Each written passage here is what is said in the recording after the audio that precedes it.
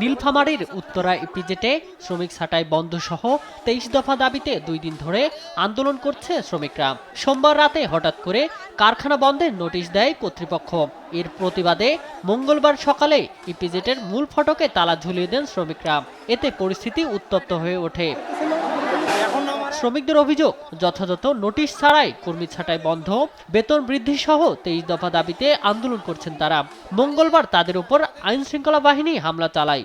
এতে বেশ কয়েকজন শ্রমিক গুলিবিদ্ধ ও আহত হয়। কোম্পানিতে কোনো ক্ষতি করা হয়নি, কোম্পানির গেটে তো কোনো ভাঙচুর করা হয়নি, তাহলে ওরা কিভাবে পাবলিকের উপর মারধরটা করে আর পাবলিক ওরা কিভাবে গুলিটা করে? আমাদের গুলি করতে আমি সবার পিছনে ছিলাম, আমার ভাইটারে আমার গুলি করার সঙ্গে সঙ্গে সে আমার গায়ে পড়ে পড়ছে। দেখেন আমার গা পা কি হয়েছে দেখেন। আহতদের হাসপাতালে নেওয়া হলে গুলিবিদ্ধ হাবিবকে চিকিৎসকরা মৃত ঘোষণা করে।